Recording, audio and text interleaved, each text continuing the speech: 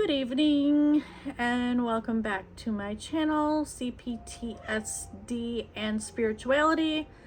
This is Starshine, and here on my channel we call CPTSD consciously pursuing tools and strategies for daily life. I wanted to kind of touch back on yesterday's or the previous video that I made about one of the side effects of trauma being the loss of identity.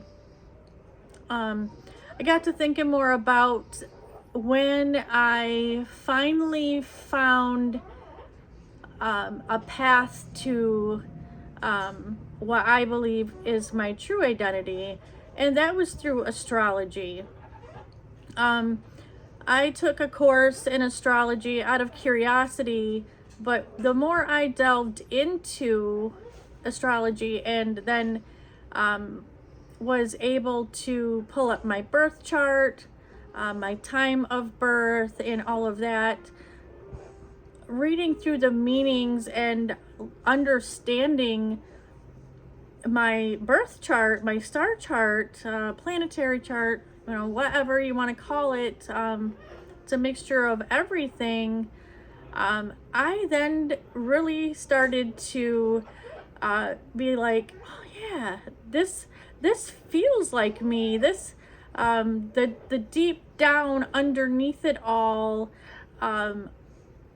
perfect, untouched spirit part of me was like inside me jumping for joy, like, oh yes, she's finally getting it. She's on her way of recognizing who she truly is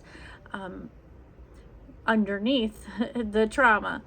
So I just wanted to point that out, was one of the strategies that I used and still actually utilize, because there is times, especially after having a trigger, or just getting occupied in life, busy, if I've slipped on my daily care routine, it's another thing that brings me back to remembrance of who I am, and where my strengths lie, where my weaknesses lie.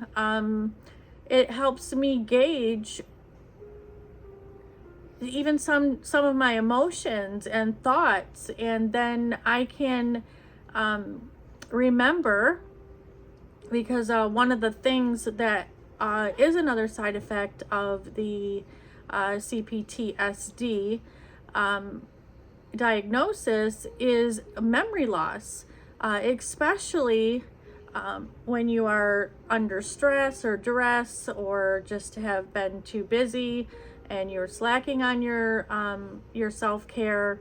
It's a reminder. It brings you back to the truth of who you are, and so that is one of the tools that I use that I really love, and I have become really good at doing my own birth chart and reading it and understanding it astrologically, and other people's. With that, there's the other elements around that. There's tips and things of what rocks or crystals. Crystals are very powerful. They do carry energy and vibration and frequency, and being that the earth is influenced by the energetic world from the sky, from the moon, from the stars, from that realm, those frequencies and energies will be absorbed into the elements of the earth where the crystals and rocks come from. So they're powerful in your working with your astrological chart, because they will resonate the vibration that you need for maybe grounding, calming, luck, utilizing it to foster growth in your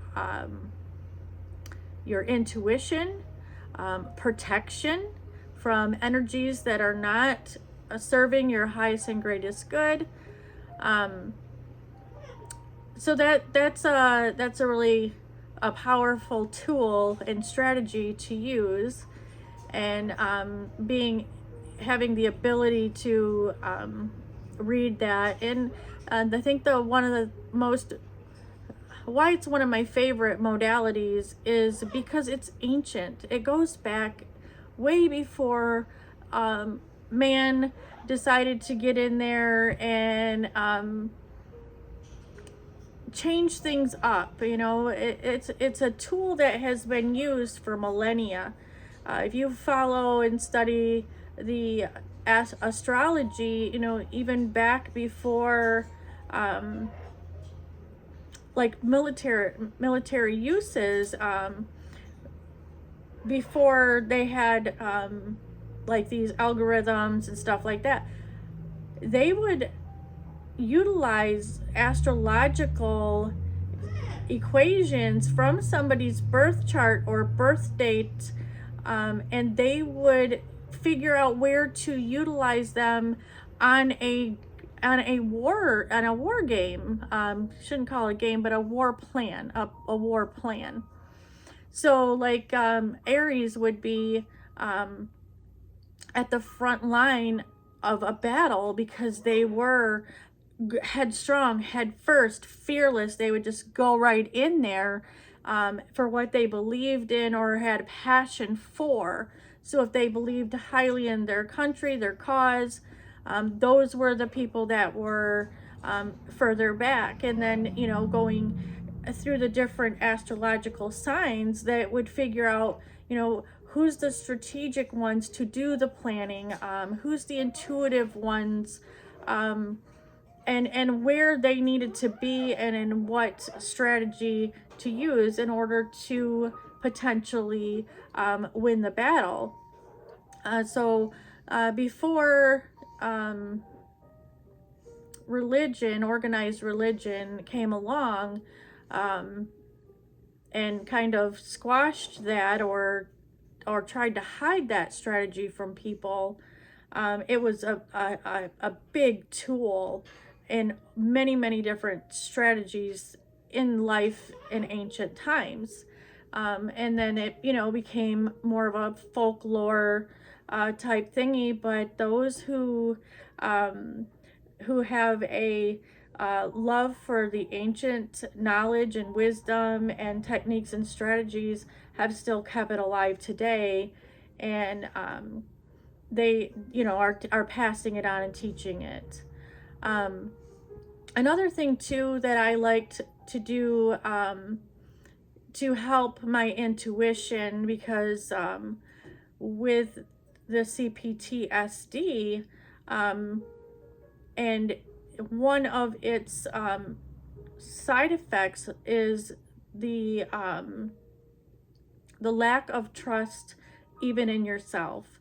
So you go through this daily life for a long time until you adapt the strategies and tools that you need to build a sense of trust within yourself. And the trust comes from your intuition. And another cool thing that I like to utilize to strengthen my intuition and to nurture my intuition and bring it forth to me is numerology. I believe that there's signs out there. There's numbers. Numbers are a big, what I feel, validation or message from guides, angels, source itself. And when I started seeing frequent sequences of numbers over and over and over again, I, you know, sparked a curiosity. what is that? And then come to find out there is many spiritual meanings behind the numbers. And in that, you know, it kind of helps either validate your intuition, or if you're learning to hone your intuition or bring it forth and nurture it. That is a great, checking into the numerology is a great way to get the knowledge and confirmation that you're looking for. And tarot as well. Tarot, for me, and I am, okay, so I'm Virgo, and Virgo, I analyze, and that's my sun. And then my ascending, which would be the overall air of my entire, where I came through, is Libra, which would be balance. And then my moon, which is what controls the emotions, or what actually not necessarily controls it, but explains your emotional self, is Scorpio. I desire. So with that, I desire and I analyze, and then I find balance. And so those three things were really, really important into my healing and getting through some of the side effects that I got from the CPTSD. And astrology, I think, a tarot, it's another old time and true way of communication with your higher self, or your spirit guide, or God, or whatever you know, whatever terminology that goes along with your spiritual beliefs. And that modality as well is super, if you studied way back to the history of it, regular playing cards, if you're playing with playing cards in Rummy Gym or what have you, those are actually original tarot cards. And of course there's the numbers and the symbols and symbology in that. And it is a great tool to also get confirmation for your intuitive thoughts, guidance if you're having trouble getting validation or clarity on your intuitive thoughts. And it can be really fun. And if you go down the path of I think love and fear, it can you know, give you a plethora of examples of, okay, this could go this way with when you pull these cards in a good way, or the what would be considered maybe a negative type reading would be warning and a possibility. So it's just kind of a really cool way of utilizing ancient, tried and true, old modalities, and learning and coming back to finding out who you truly are before the trauma, who you are without it. And then I think when you really start bringing forth your true self, so much of the trauma is healed. And maybe not that the trauma is healed, but you have clarity, and you have a sense of self, a sense of identity, a way to nurture your intuition, and a way to grow the trust within yourself.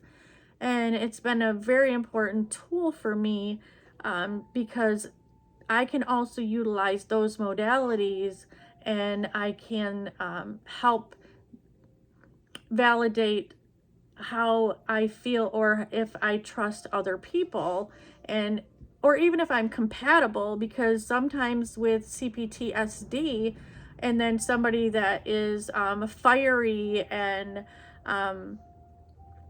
and they have a sign that is just fast and strong and dominating and domineering, you can recognize that's who part of who they are, that doesn't have to be a threatening thing, because sometimes people that have a stronger energy like that, an energetic blueprint, can just their energy can trigger something within somebody with trauma, and cause them to feel like they're a threat.